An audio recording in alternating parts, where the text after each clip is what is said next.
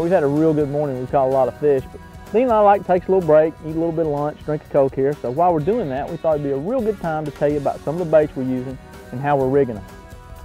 This morning, the biggest producer we had was the Texas rig worm. That's what we caught these fish on. I'll go over a little bit how to rig that. It's made up of a bullet weight and a worm hook. And this is a 3/16 ounce worm weight for fishing those ledges. What you do is take that hook, go in the head of the worm, approximately 1/4 of an inch or so, back out, just turn the hook around and right back in the worm. And what you want to do, instead of going through that meat, the whole thing of the worm, just skin hook it on the side. Just enough where the point doesn't come through, it doesn't hang anything, but you can drive it through a fish real easy. That'll definitely help your strikes to hookups, I think you'll find. Like Dean said, the worm was our biggest producer today. I think the fish were a little bit finicky and we had trouble getting them to eat big baits or things that were moving fast. But a couple baits you may want to keep in your box that are prone to produce big strings of fish this time of year are the jigs, and this particular jig is a creeper jig. It's made by Ranger Bait Company. We do real well with this. We catch some real nice fish with it. If you're a tournament fisherman, I think you'll like this. I believe it catches on average a bigger fish. Another bait that you want to keep tied on, or at least keep in your box, are leg core spoons. So this particular spoon is made by Barry's Bait. They're over in South Carolina. We do real well with these for the spotted bass. But other spoons too, like maybe the Hopkins hammered spoons or whatever you've got some confidence in.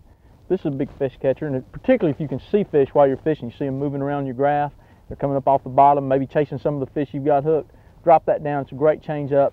Gets you a lot of bites. So we had a good morning, Dean. We caught some fish. I'd like to go back and catch some more. Let's go fishing. Lunch is over. Let's go back to work. All right.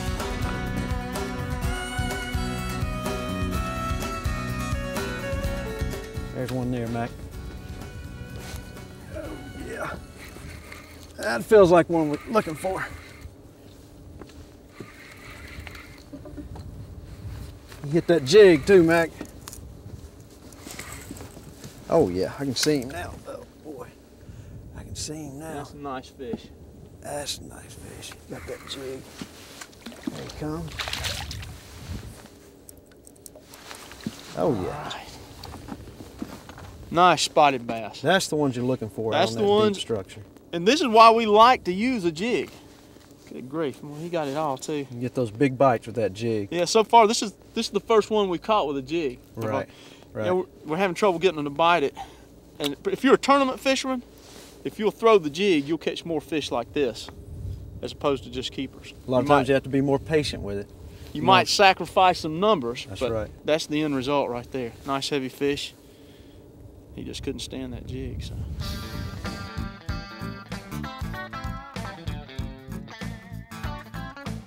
There's a little thump, Dean. There he is. All right, you got him. About average. He's not a big fish. Big enough.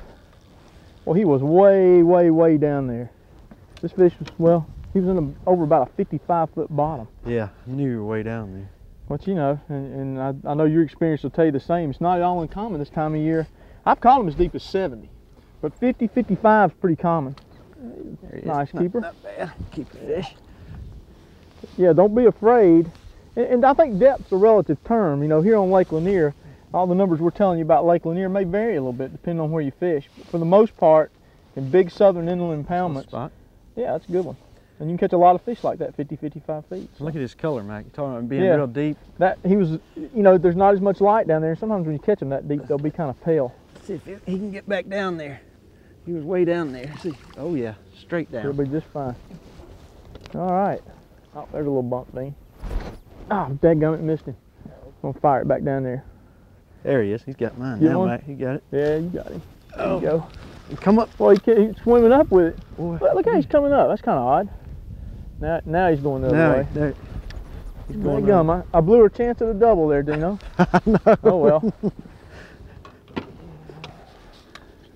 Another nice keeper. Yeah, he started up. Yeah, it was kind of odd how he came up off the bottom like that. That's kind of the exception, because spots are notorious for wanting to bore down to the bottom. That one did. It was hooked good. Good keeper.